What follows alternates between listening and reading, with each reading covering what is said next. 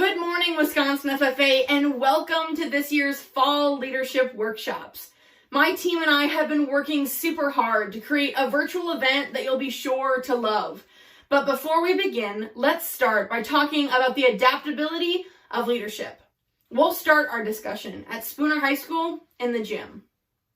Throughout high school, I not only had the distinction of being known as the advisor's daughter, but also the coach's kid. My basketball coach, Mr. Rosenbush. Now, let me set the scene. It's the middle of my senior basketball season. And this is the first week my team has had an off week since the season started. The week previous, we had 3 games and they were tough. My team is exhausted. We've worked hard on and off the court to create success academically while continuing to be committed to our team athletically. We all expected this week to be easy. But walking into the gym that day, something didn't seem quite right. There was no basketball rack to be found. Now, any basketball player from anywhere knows exactly what I'm talking about. This was going to be a conditioning day. This was not what any of us were expecting. Seeing the shock and awe in our faces, immediately as Coach came into that gym, he requested to speak with the captains.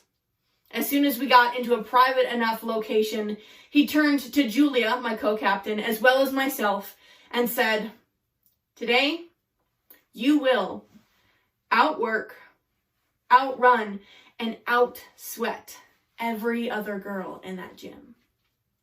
Do you understand me?"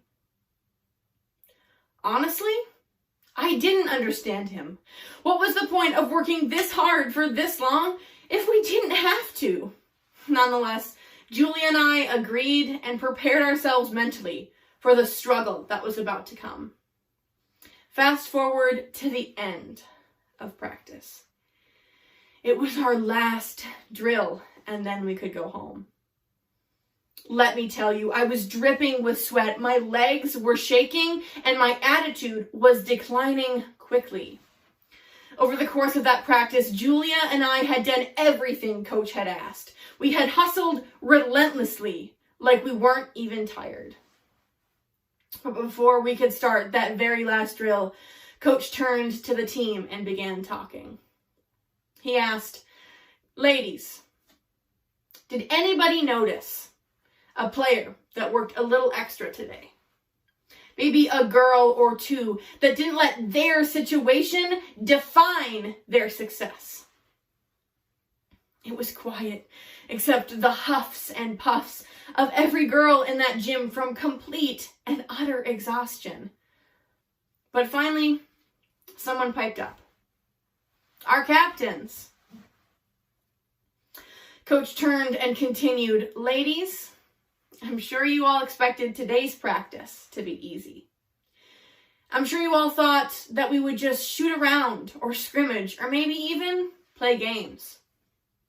Your seniors know better than anybody else on this team that the amount of time we have on this court is limited. What we do today and tomorrow and every day after that determines our success and makes us the leaders that we are. A good leader doesn't need an audience. They don't need fame. They don't even need the title of captain. We all have the ability to lead by example in our own lives, and nothing should stop us."